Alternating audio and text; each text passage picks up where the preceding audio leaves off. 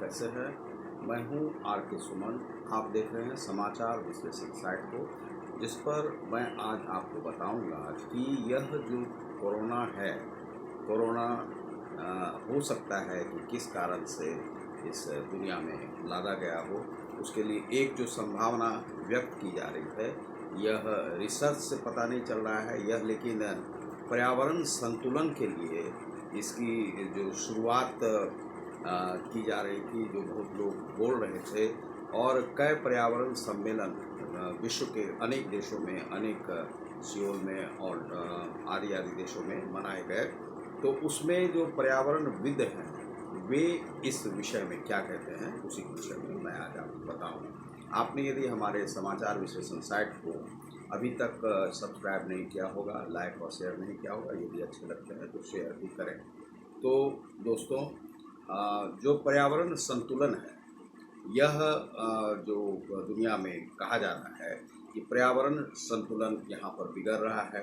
प्राकृतिक जितनी यहाँ पर उपभोग की वस्तुएं हैं, चाहे वह जंगल हो, समुद्र हो, या ऑक्सीजन गैस हो, या नाइट्रोजन, या कोई भी प्राकृतिक जो सामग्री है, वे जो पृथ्वी पर है, वह बताया जा रहा है कि मात्र 200 करोड़ अर्थात 2 अरब लोगों के लिए ही यहाँ पर पर्याप्त है। लेकिन आज की जो स्थिति है, आज की स्थिति है उसमें लगभग 7.5 अरब से लेकर 8 अरब लोग इस पृथ्वी पर रहते हैं।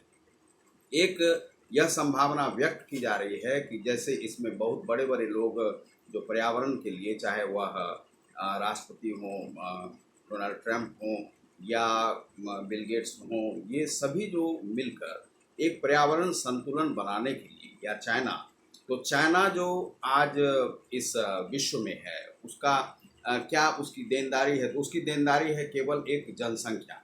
तो जनसंख्या में वह 1 अरब 47 करोड़ है। भारत की जो जनसंख्या है वह लगभग 1 अरब 37 करोड़ और 40 करोड़ के बीच में है, अर्थात वह 10 करोड़ के आसपास चाइना से कम है। और अमेरिका की लगभग 20 करोड़ की आबादी होती है। तो यूरोपीय जो देश हैं उनकी आबादी कम है, उनके पास पर्याप्त जो है भूभाग भी है, उनके पास प्राकृतिक स्थिति भी उनकी संपन्न है।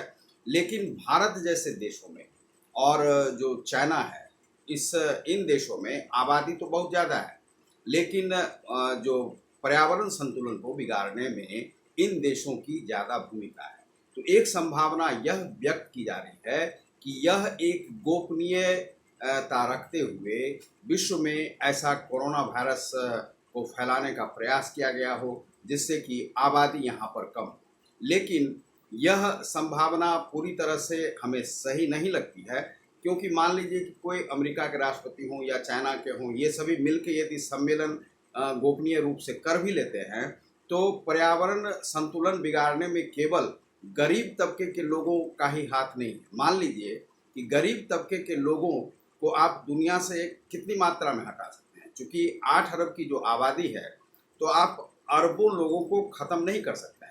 1918 में जो स्पेनिश फ्लू आया था, उसमें लगभग जो है 8 से 9 करोड़ लोगों के मारे जाने की संभावना है, जिसमें कि भारत में भी कहा जाता है कि 1.5 करोड़ से लेकर 3 करोड़ के आसपास लोग मारे गए थे। तो उस समय डेटा उस समय का है नहीं पूरी तरह से, और 3 करोड़ के आसपास जो है चाइना में लोग मारे गए थे। तो यह जो है 8 से 10 करोड़ तक तो आप समाप्त कर सकते हैं। और उसमें यह व्यक्त किया जा रहा है कि कुछ गरीब तबके के लोगों को, गरीब देश के लोगों को मारने के लिए यह वायरस फैलाया गया। लेकिन इसमें कितनी सच्चाई है, यह पूरी तरह से व्यक्त नहीं किया जा सकता है। हो सकता है कि पश्चिमी जो देश हैं वे ऐसा करना चाह रहे हों, लेकिन किसी की भी जिंदगी का जो भाग है उसे किस तरह से समाप्त किया जाए, क्योंकि यह जो भी प्राकृतिक रूप से यहाँ पर जन्म लिया है, तो उसे प्राकृतिक रूप से ही मृत्यु का अधिकार है। यहाँ पर जीने का पृथ्वी पर सभी को अधिकार है। तो यह संभावना हम पूरी तरह से खारिज करते हैं। कुछ लोगों ने इसे व्यक्त किया है, और आपको क्या लगता है, आप इस पर व्यक्त कर सकते हैं। तो यह एक संभावना व्यक्त की जा रही है कि गरीब तबके के लोगों को मारने के लिए और चाइना चूँकि उइगर मुसलमानों के साथ क्या स्थिति कर रहा है, तो वह भी एक बड़ी यह है। आज यह दिखाया जा रहा है कि फ़िलिस्तीन के साथ वह जो है सो रीबिल्ड कर रहा है उसे, लेकिन यह सभी दिखावे के हाथी के दो दांत होते हैं, वही है। इस पर खोज जो है सो की जानी चाहिए थी पश्चिमी देशों के द्वारा, भारतीय देश के द्वारा, जो सबसे सर्वाधिक जो इफेक्टेड जो देश हैं यहाँ पर। भारत में अभी तक 3 लाख से ज़्यादा लोग मारे गए हैं और तीसरा वेव भी अभी आने को है।